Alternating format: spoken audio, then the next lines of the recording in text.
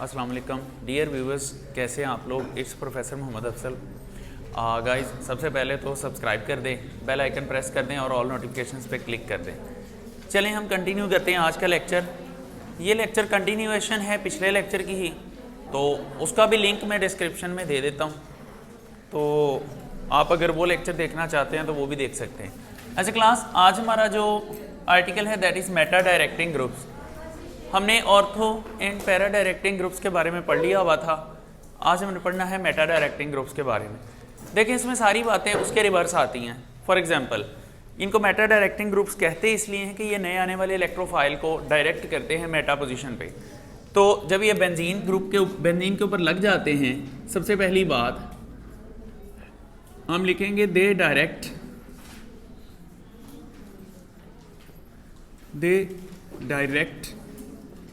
the incoming electrophile towards meta position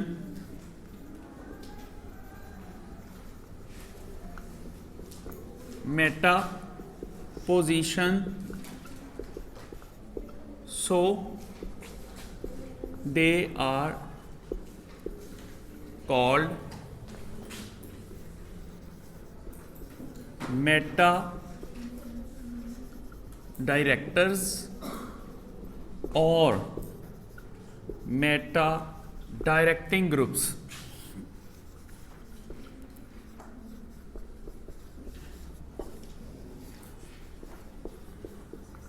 अब ये ऐसा करते किस तरह से हैं वो भी बता देता हूं। ये बेसिकली रिंग में से इलेक्ट्रॉन विथड्रॉ करते हैं। दे withdraw electrons from the ring। ये रिंग में से इलेक्ट्रॉन विथड्रॉ कर लेते हैं। therefore they are called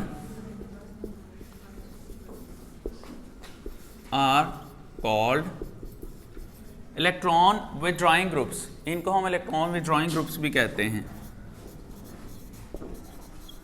electron withdrawing, ये इलेक्ट्रॉन विथड्रॉइंग ग्रुप्स होते हैं। ओके क्लास, अब उसके बाद है कि जब ये इलेक्ट्रॉन रिंग से निकाल लेते हैं तो ये रिंग की रिएक्टिविटी को रिड्यूस कर देते हैं। तो इसमें आएगा कि they reduce the electron density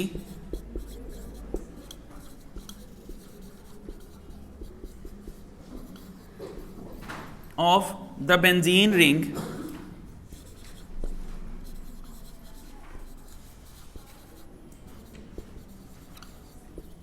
जिसकी वजह से हम इनको डीएक्टिवेटिंग ग्रुप्स भी कहते हैं। They are therefore they are also called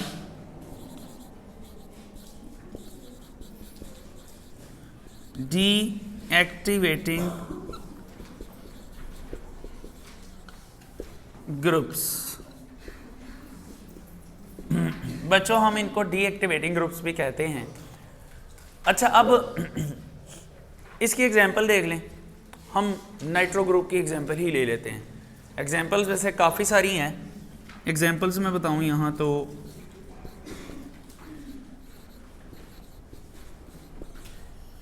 आप सायानाइड ग्रुप कह लें। इसके अलावा आप कार्बोक्सिलिक एसिड ग्रुप की एग्जांपल ले लें। इसके अलावा आप बेंजल्डिहाइड मतलब एल्डिहाइड ग्रुप की एग्जांपल ले लें, एट्सेट्रा। बाकी आप एक दो बुक से देख लें। ये होते हैं। नाइट्रो ग्रुप भी इसमें आएगा। Nitro group, NO2 group, book में NO2 ग्रुप की एग्जांपल दी गई है। चलें हम इसकी एग्जांपल भी कर लेते हैं। बुक में आपके लिखा गया है कि नाइट्रोबेंजीन है,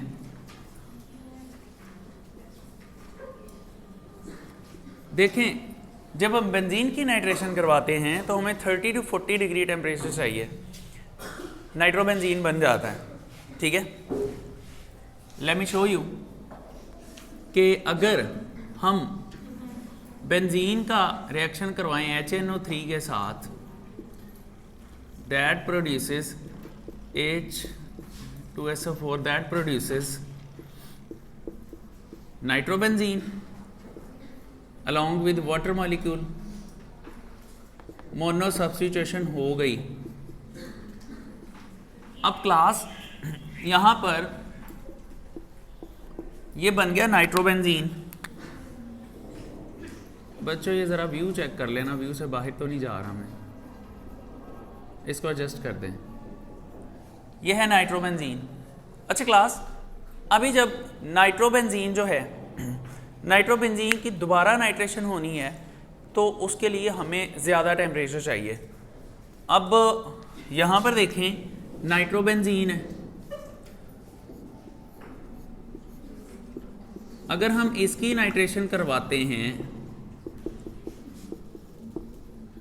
इसके लिए almost I think 100 degree centigrade temperature चाहिए।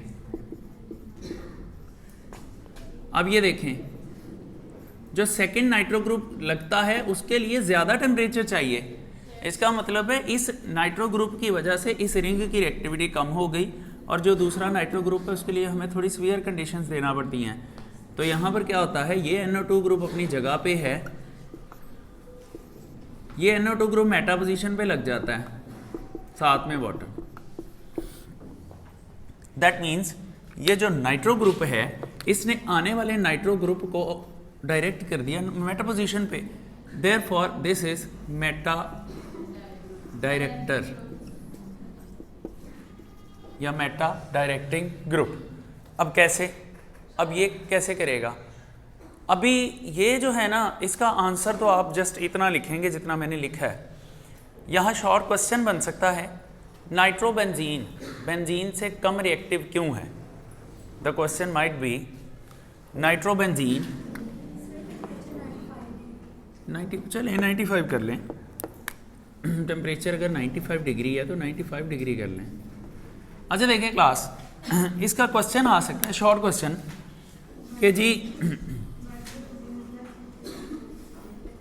Nitrobenzene is less reactive than benzene, nitrobenzene is less reactive than benzene, Y?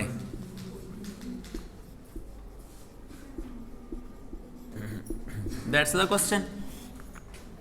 अब क्लास इसके आंसर में आप सिंपली ये बातें लिखेंगे कि जो नाइट्रो ग्रुप होता है वो मेटा डायरेक्टिंग ग्रुप होता है क्योंकि बाद में आने वाले नाइट्रो ग्रुप को मेटा पोजीशन पे डायरेक्ट करता है। फिर आप लिखेंगे ये इलेक्ट्रॉन विथड्रॉइंग ग्रुप है, ये रिंग में से इलेक्ट्रॉन निकालेगा। तीसरी बात आप लिखेंगे, वो मैं भी शो करता हूँ कैसे निकालेगा। ये रिंग में से इलेक्ट्रॉन निकालेगा, जब ये रिंग में से इलेक्ट्रॉन निकालेगा तो रिंग के अंदर इलेक्ट्रॉन डेंसिटी कम हो जाती है और उसकी इलेक्ट्रॉन डेंसिटी कम हो जाने की वजह से वो कम रिएक्टिव हो जाता है। दैट्स वाई इसको हम डीएक्टिवेटिंग ग्रुप का नाम देते हैं। अच्छा क्लास देखें, अब इसके आंसर में आपने ये लिख के ना, आपने सिर्फ ये एक एग्जाम्पल लिखनी है, ये एक रिएक्शन आपने इसके आंसर में लिख देना, इसको नहीं लिखना, ये बुक में नहीं है, ठीक है ना। अच्छा जी, लॉन्ग क्वेश्चन में भी आप चाहे ये दोनों रिएक्शन लिख दें चाहे ये लिख दें, ये तो लाजमी लिखना पड़ेगा आपको। अच्छा हम थोड़ा सा इसे आगे चलते हैं। अब बात यह है कि ये मेटा डायरेक्टिंग है क्यों, इसकी रीज़न क्या है, why it is meta directing group. अब उसका आंसर इसकी रेजोनेंस स्ट्रक्चर्स में है। आपका दिल करे तो पेपर में बना दे, समझ आ जाए तो पेपर में बना दे, ना समझ आए तो पेपर में ना बनाइएगा, आपने गलत कर देनी है। तो रेजोनेंस स्ट्रक्चर्स देखें इसकी नाइट्रोबेंजीन की, द रेजोनेंस। आपका क्वेश्चन यहां तक कंप्लीट हो चुका हुआ है। Resonance structures of nitrobenzene are. अब इसकी रेजोनेंस स्ट्रक्चर्स देख लें, 5 स्ट्रक्चर्स बनेंगी क्लास इसकी।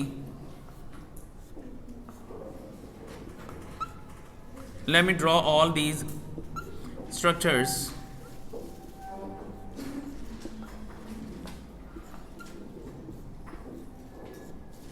And this is the last one.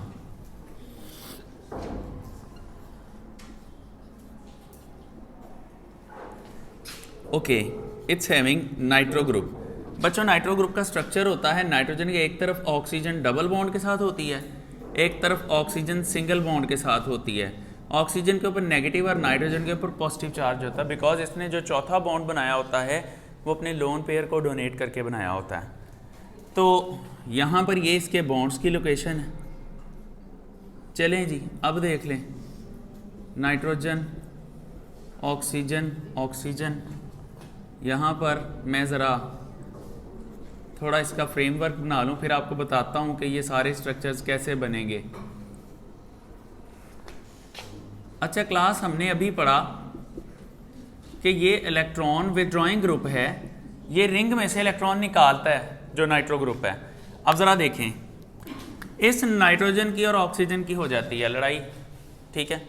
Oxygen है ज़्यादा इलेक्ट्रोनेगेटिव, ऑक्सीजन उसको कहती तुम देख लो मैं बहुत ज़्यादा नेगेटिव हूँ, मैं तुम्हारे इलेक्ट्रॉन छीन के ले जाऊँगी।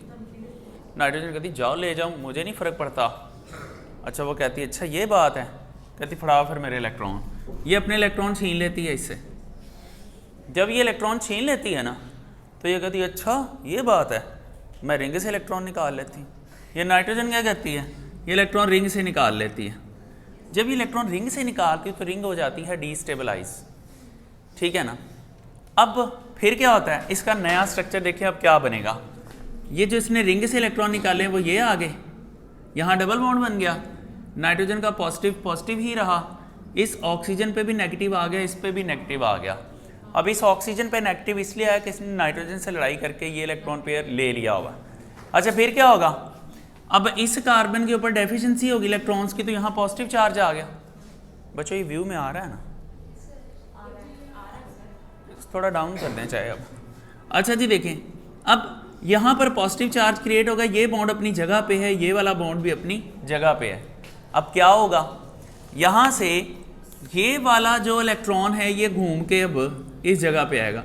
ये कार्बन जो है वो इस साथ वाली कार्बन की सहेली है, तो वो कहती सहेली मैं तुम्हारी पक्की सहेली हूँ, तो तुम अपने इधर वाले इलेक्ट्रॉन घुमा के इधर कर लो ना। अब ये कार्बन जो होती है ये वाकई में इसकी सहेली होती है, तो वो अपने इलेक्ट्रॉन घुमा लेती है। अब ये नेगेटिव ये पॉजिटिव ये नेगेटिव तो वैसे ही रहा, अब यहाँ आ गया ये इलेक्ट्रॉन पेयर, तो यहाँ डेफिशिएंसी होगी, ये पॉजिटिव चार्ज बन गया, ठीक है। अब ये कार्बन जो है ना, ये कार्बन इस कार्बन की सहेली है, ये इस कार्बन से कहती तुम अपने इलेक्ट्रॉन जो उस कार्बन के साथ शेयर किए हैं वो तो तुम्हारे साथ लड़ाई भी करती है, मैं तुम्हारी पक्की सहेली हूँ, अपने इलेक्ट्रॉन इधर कर लो। वो कार्बन कहती मैनू की फ़र्क पैंदा है, मैं कर लेती हूँ इधर अपने इलेक्ट्रॉन्स। तो ये कार्बन जो है ये अपने इलेक्ट्रॉन इधर से घुमा के यहाँ ले आती है। जब ये अपने इलेक्ट्रॉन यहाँ लेके आती है तो ये तो ऑलरेडी अपनी जगह पे सारा कुछ।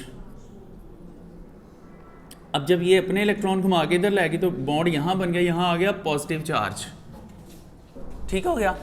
अब क्लास यहाँ पर था डबल बॉन्ड फिल्म के शुरू से। अब ये जो कार्बन है इस कार्बन से कहती वेल है सहेली नहीं, इलेक्ट्रॉन इधर ले आओ। अब ये कार्बन कहती ला मसला ही कोई नहीं, ये अपने इलेक्ट्रॉन जो है ना इधर ले आती है। अब तब तक जो होता है ना, ये मैंने पूठा कर दिया, उस पर करना था। अच्छा अब देखें, ये अपने इलेक्ट्रॉन इधर ले आती है। अब यहाँ पर देखें, अब ये जो ऑक्सीजन है ना इसके ऊपर आ चुका हुआ है नेगेटिव चार्ज। अब उस नेगेटिव चार्ज की वजह से ये डिस्टेबलाइज हो चुकी हुई है, और जो नाइट्रोजन है उसको भी अपनी गलती का एहसास हो गया हुआ है कि रिंग में से इलेक्ट्रॉन मैं निकालूंगी तो वो ज़्यादा देर मेरे पास नहीं रहेगा, इसलिए वो क्या करती है इस ऑक्सीजन की मिन्नतें तरले करती है। ऑक्सीजन को भी अपनी गलती का एहसास हो चुका होता है कि इस नेगेटिव चार्ज की वजह से मैं डिस्टेबलाइज हो रही हूँ, तो वो उससे कहेगी कि सहेली आप सुलह ना कर लिया, आप हमें तंग होनिया फिरनिया, ठीक है ना। अच्छा ये देखें, लड़ा के एक दूसरे के साथ जनाब, तो ये फिर से इनकी सुलह होगी। हेलो जी, ठीक है ना, वो जहाँ भी गया लौटा तो मेरे पास आया, यही एक बात है अच्छी मेरे हर जाई की। तो यहाँ पर ये देखें, उसने खुशबू की तरह मेरी वजीर आई की। अच्छा जी ये देखें, यहाँ पर ये इलेक्ट्रॉन वापस अपनी जगह पे आ गया, ये इलेक्ट्रॉन वापस इधर आ गया। अब इसकी जो नई स्ट्रक्चर बनेगी वो देखें ज़रा, ये यहाँ पर डबल बॉन्ड, यहाँ पर डबल बॉन्ड। अब बच्चों देखो, इसके और इस स्ट्रक्चर में सिर्फ डबल बॉन्ड्स की पोजीशन का फ़र्क है, अदरवाइज एक जैसी हैं। अब मैं इनके दरमियान में रेजोनेंस के साइन भी बना देता हूँ। अब ये तो बन गए। अब ज़रा आगे देखें, यहाँ पर हम इन स्ट्रक्चर्स को लेबल कर देते हैं। Structure 1, 2, 3, 4 and 5। क्लास 1 एंड 5 को छोड़ दें, स्ट्रक्चर 2, 3 एंड 4 पे थोड़ा सा फोकस कर लें। इन स्ट्रक्चर 2, 3 एंड 4 लिखते हैं जी, in structures 2, 3 and 4 positive charge appear हो रहा है ऑर्थो एंड पैरा पोजीशन पे। Positive charge is continuously appearing on